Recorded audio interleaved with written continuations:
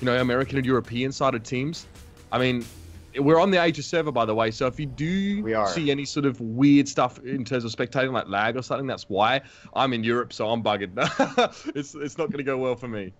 No, I'm just thrilled with my 200 ping. I'll work with it. It's going to happen. So yeah, as much as we hyped up how different it's going to be, how you know, the meta is a little bit different in the different region, we still end up on King's Row, as is tradition. Defense looks somewhat standard here too. Now sometimes you could call it the Genji as being a non-standard defense pick, but that's a pick that, you know, Shadowburn will run as well, like the defensive Genji on King's Row first. So not necessarily super far out of it. The Winston is somewhat interesting as well, but it looks like they're just going to come up 2-2-2. Nano is going to be playing the Genji, Pine will be on McCree, Arcane will be on the Lucio, Reinhardt and Winston will be played by Bohm and Awesome Guy respectively, and Starkey will play the Zenyatta. Yeah, so no defensive mate, at least to start off here for Luxury Watch Red. Don't get confused, the blue side is Luxury Watch Red. I always just use Pine as kind of like an indicator of which I know I've obviously seen a bit of Pine already. And on the attacking side here as well, I'd like to see Xayah sort of come in for the attackers here. It should be pretty solid, especially if you really want to shift people off the point or just wombo them out. So it's going to be hidden on McCree, Looter on the Lucio, Kaiser on the Xayah, Vegetable going to be on the Zenyatta, The Hell is going to be on Genji, and Tanking Neko is going to be on the old Winston. Yeah, essentially a mirror match here, except for one tank differentiation. So interesting combos coming up. The defensive team is going to be running the Reinhardt instead. So we had a very early skirmish, but no deaths result in that bloodless so far. Yeah. And Warrior with the Hell and Luna falling down fairly early on in the piece here now. He's going to be taking Neko, trying to jump through into the back line and make something happen. But the defenders are getting fairly aggressive here. Luckily, Watch Red are pushing their counterpart, their sister team, straight out here past the little statue. Didn't get any kills on that last little surge forward, but he's going to force them back, and he's going to make Luxury Watch Blue think again. And we don't have a kill feed. Yeah, I noticed that. Shame. Yeah, that's unfortunate. As a caster, I don't rely too hardly on the kill feed anyway, so we'll see. I don't think that's a back to lobby type of situation. Nishishin comes back in. It's going to be dueling Dragon Blades. We see Nanahana going in for the top side there as well. Sound Barrier going to come down here, and we do see the Genji just trying to force his opponent out from the back. The Hell went very, very deep there and did get the Dragon Blade off, but a solid hold from Luxury Watch Red. Those ults are starting to build in now. There'll be a Transcendence coming up for Starkey in a moment, and even Pine will have the Deadeye ready to rock. Very, very good time to be Luxury Watch Red in terms of these ultimates charging in now. And not great if you are the attacking team and you struggle to make any headway so far. You've got to have a Transcendence coming up, Hex. That's about it. Yeah, it's pretty even, but even like these skirmishes, the defense has gotten the better part of it, which is why you're going to see the ultimate advantage for them. They look like they want to try to get some chase down here. The Deadeye comes down, does end up cleaning up some people there. So only 2 minutes left to push this last point, as this defense is held strong, and they haven't even had to burn a ton of ults to do so. No, they're managing to spread them out quite nicely. Tanking Neko goes very, very deep into the back line, and Starkey's going to pop the Transcendence immediately. Oh my lord, Awesome Guy manages to get away from that one, and it's a beautiful Earth Shatter come down from Beom. Vegetable's going to keep his team healthy for now with the use of that Transcendence, but eventually he himself has to abscond, and then Vegetable just gets jumped on top of there. Awesome Guy just pretty much, yeah, landing on him there. The impact taking him out. And again, Kaiser comes back to the Graviton Surge, but time is of the essence now. Under 2 minutes left. We've got a Deadeye, we've got a Graviton Surge available. Hopefully, to the side of Luxury Watch, they're going to have to put the Sound Barrier to start the fight now. It's going to be this Graviton, right? Kaiser has to nail it here, and they have to get some follow-up. You really don't want it. There it comes, the Graviton grabs in 4. Is there the follow-up here? The Genji is in the backline. No kills to speak of just yet. Yep, and then both McCree's going to use those Deadeyes here as well, but Pine loses his nerve first. He cancels it, he backs away. Hidden, though, doesn't get anything for it, and we know what the change is. He's not going to have ultimate up in time. It's going to be a Sound Barrier now coming up for the defensive team, and the attacking one, in fact. Beom's still on the point, and Nanohana is trying to interfere with Luke right now, get into the back line to the attacking side. A bit of aggression goes a long way here, as Kaiser finds himself essentially alone on the point, trying to fight off, able to stay healthy for the moment to back away. Beom, the fight, taking back so earlier on. Starkey now going to help his team out with the Transcendence. They're going to push forward, and they are going to kick Luxury Watch Blue off their lawn. last push is going to be incoming. Maybe they can get a Transcendence and a Dragon Blade working, but for the most part, this offense has just not been on the same page on whether they're attacking or retreating. It has been so noticeable, people diving out of fights while the fight is still going on. It happened with Vegetable, he transcended out of a fight. Happened with Tank and Neko there, as he tried to get out of the fight, jumped out as Winston. So it seems like they don't know necessarily if they're going to engage or stick on their engage right now. The next fight incoming is going to be the last one. Kaiser is going to have his Graviton up. Yeah, and that's going to be crucial. We'll stay with him for a moment now as well and see what he can create. He's already moved play on towards the point. There's a Transcendence out though, and Kaiser's holding on towards his ult. He's going to wait for the Transcendence for his team as well, keeping him nice and healthy, but Beyond does get the Earth Shatter down. Kaiser knocked towards his rear end, but he manages to pick himself back up here. Vegetable and Luna going down. Now we're into overtime. Beyond already having fallen and Plan having to spawn back in. Awesome Guy needs to stall this out for a little bit longer now. With the overtime ticking on down, the longer this stays in stasis, the worse it's going to be for the attackers. But it looks like Luxury Watch Blue have finally made their way onto the point. They will take it. They were almost out of time. Back against the wall, really nice Earth Shatter there is probably what won them that fight entirely. And the follow-up wasn't there immediately, but the follow-up did eventually come through for that Earth Shatter. Takes down 4 in it, so really nice play by the tanks right there, able to get that first point. But yeah, that is a super slow time on the first take. We'll see if they have any better luck in the streets phase going forward. Taking Neko on the Hell, trying to set up here a little bit just over the tavern now as well, but another fight already seems to be started up here. Shields being popped and Beyond forward of his team.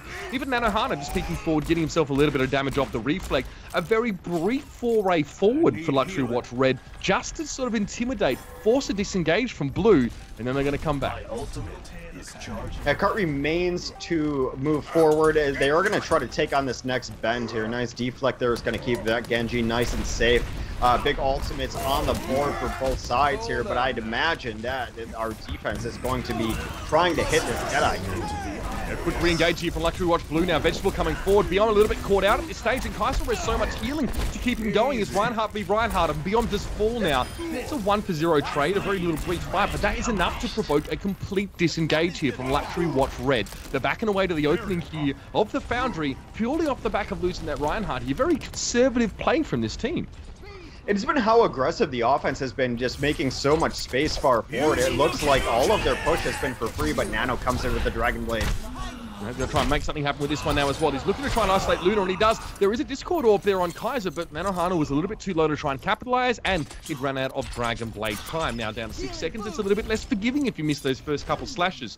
However, the man in question, Nanohana, will remain out the front there as well. Does eat a Discord Orb for his trouble, but also going to force the entirety of Luxury Watch Blue, that's the red team, away. Both these teams very, very willing to disengage here, Tex.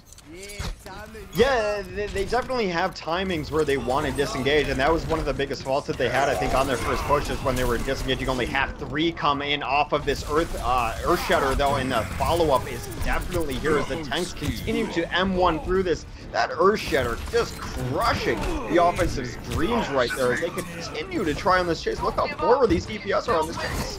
5 seconds left here as well. There's not going to be enough time. There's no one even there to attack the payload. No one from Luxury Watch Blue can get around the side and do it. Now the Hell tries to come forward with the Dragon Blade. It's not going to be enough though. Biom charges on forward, shuts the door in their face and said, we'll give you the 1 point, but no more. Score. Yeah, they probably shouldn't have even given up that 1 point. It was a pretty miraculous fight from the offense there to even grab that 1 point. So I think everything is in favor of, I don't know, is it blue? Which one is which here? The blue and the red has been so confusing. Yeah, so Luxury Watch Blue is on the red side. Okay. That's why it's so messed up. And with no kill feed as well, it's even more confusing. But that's the way it goes. This is like beta casting now as well without that kill feed. Bit of and it's like, oh yeah, that's right. There wasn't a kill feed for a while. I almost totally forgot about that. It was one of the happiest days of my life when NG ended up disbanding. Not because I have anything against them, but it was NG Red and NG Blue, and it was like it was always so confusing. Like which side? Why do you have to pick the colors that are the colors of the team? How dare you? But I think they should be able to take this. They didn't even get to second point there, not able to move up the spawn. So a back against the wall fight towards the end got them first point. But it is going to be NG Red pushing this forward. As I mentioned, they have a little bit more of the history here, so they're on the offense, not a hugely impossible win condition, as they only really need to reach second point to take this, as I mentioned, a best of 1, and they'd be moving forward. Yeah, and like I said, like we were saying before, these teams are super happy or prepared to just back the hell out. They lose one player, and they're sort of like, okay, we're done. Some teams, though, still in sort of, North American and European regions, will still try and get the trade. We'll still try and trade off the back of a lost player. Now, sometimes this can result in a wipe, but that's not always a bad thing. Sometimes getting wiped isn't a problem necessarily if you're forcing the enemy team to use ults here. So I feel like if you are too passive as a team, you're not drawing enough resources out of your opponents, and this can make it harder and harder. I guess the weight of what you're going up against can just build up here. So coming out of the gates here, Luxury Watch Red, who are the blue side now, going to be on the attack, and they've got to bring an awesome guy. Instead of the Winston, is going to be on the Hanzo in this push. Well, he does switch. I think they were just trying to get the Sonic arrow off so he get some eyes on that team. He switches immediately. That's unfortunate because I think Awesome Guy is a great Hanzo name. Awesome Hanzo for sure, but he is on that Winston instead. They're taking a very aggressive push here. I like this one. The Hell goes down fairly early on. They've already gotten rid of the Reaper there. That's a perfect start here for Luxury Watch Red now as they sit up on this point. Also, for some reason, Kaiser sort of splits himself off from the rest of the team, goes inside the hotel. It's actually worked out for him so far. He's able to break back on towards the point. An Awesome Guy going to jump forward as well. He's looking to try and pick up Vegetable. There's not going to be any chance of a res here. Vegetable was close, but he's not going to get it. And the payload, quick as lightning, is picked up by Luxury Watch Red. You see a lot of Winstons dying lately, and that's just how it is. But did he get the value out of his life that he needed? That jump on the Vegetable was absolutely phenomenal. It's the only thing that could have brought them back in that fight. His Vegetable is going to be at 95% on his resurrection. It would have been up in that fight had Awesome Guy not isolated him, spotted him out, and made that leap. Yes, he gave his life for it, but what a valuable life to give. Absolutely as well. Look, just stunning work from him. He knew he was discorded. He had the Harmony Orb on him, but he knew his time was short. So get whatever damage across the line you can and be happy about that. Awesome Guy spots Kaiser. They trade greetings there as well. He also dodged the Fire Strike coming in and hidden as well, just trying to peek up and get some shots in now. So, I mean, if you're Luxury Watch Blue, the red team, you need to go in and fight, but Red again have taken that choice away from them. They get into the back line. Oh my lord. It's Nano Hana. That's it. Oh no! The Red's going to come back in now as well. This is an important fight, but Transcendence is available there as well. So Luxury Watch Red. Now, Kaiser gets stunned up. He charges on towards Starkey. That's a good way to deal with that Transcendence, but Starkey survives it. In fact, even Kaiser falling down in the process there. Oh my god, I'm sorry, but Luxury Watch Red are leagues ahead of their sister team right now. That was a drubbing. Yeah, absolutely. Vegetable tried to bring it back for them with a resurrection, which I'm still getting used to. I had actually called that fight. But even when they brought both tanks back up, they both died with ultimates in their pocket. Neko and Kaiser, Earthshatter and Graviton, which are ultimates that we've seen change games immediately if you just can find a way to slam Q. But they both died post-resurrection. That is it. That is the Luxury Watch duel coming to an end. And yeah, we've got Red moving forward. Red on the blue team, of course, moving forward. Yeah, there you go, right. Vegetable here from Luxury Watch Blue gets to play the game on Mercy again. There should be no surprises, but yeah, I don't know. I think I almost brought up the fact of this readiness to disengage is maybe a Korean thing, but it actually seemed more of a Luxury Watch Blue thing because when Red, the sister team, the stronger team, came forward and fought, they were happy to get into the face of the enemy here as well. It kind of reminds me of how some teams play some other MOBAs by always probing forward and then backing off and just trying to outfox and outmaneuver the enemy. And that's fine, but yeah, didn't really work out there as well. I don't really know why we had to sort of see this weird jockeying back and forth, but it is what it is.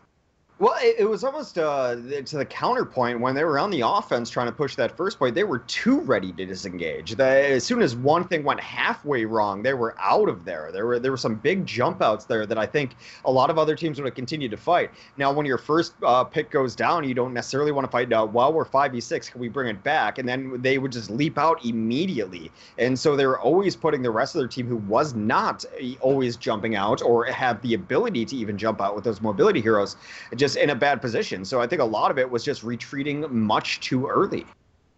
Yeah, absolutely. You can. They didn't give themselves to get the chance to get more value out of it here as well. Now, is this actually a best of 3? I see them queuing up Hollywood here. Maybe my bracket's wrong, but in the second side of the bracket, I thought it was best of 1 for these first shows anyway. It is best of 1. Okay, so that is done and dusted. That was a little bit of a shame, but because I saw Hollywood queued up, I'm like, more? Okay, that could be nice. But all right, Hex, before we go to a break, do you want to sell out briefly? Of course I do. Why would you even ask me that question? You know the answer is going to be yes. So, of course, we have some donations on Matcherino, which I definitely want to get to. Anyone who donates bucks is get some airtime here. So we have Sleeping Bear here, who donated $10 of his own money. He also used coupon code GGNA18 to make that a solid 11. He says, go Team of Snow. Unfortunately, Team of Snow did not make it through here, but Team of Snow is a team you should be watching. Had some really nice results in the Go4 ESL tournament in August finals recently. You can check out those VODs, but that's definitely a team we know of. He threw in bucks of his own. We definitely appreciate that. If you want to throw in dollars of your own, they're not even going to be your own dollars. Matcherino and chat will hook you up with that link, GGNA18. Of course, donate for free is that dollar. We are, of course, always sponsored by our friends at OWKings.com. If you want to play like the pros, watch what the pros have to say, get good strategies, OWKings.com is the place to go to. Coupon code GOSU will hook you up with a lifetime discount on that website. And we have our new sponsor, Ting. And Ting, we had a call with them the other day. They're always very much like, we want to make sure that it works right for people. So just check out gg.ting.com. Maybe it's a better bill for you at the end of the month. Maybe it isn't, but make sure you check it out. We're going to throw you 25 bucks just to pay your first bill for the month anyway. gg.ting.com for your mobile phone service in the Americas. We are in the North America bracket today, so it makes a lot more sense that they're here. So that is it. That's my sellout. And, you know, a lot like yesterday, man, Uber, I nailed that.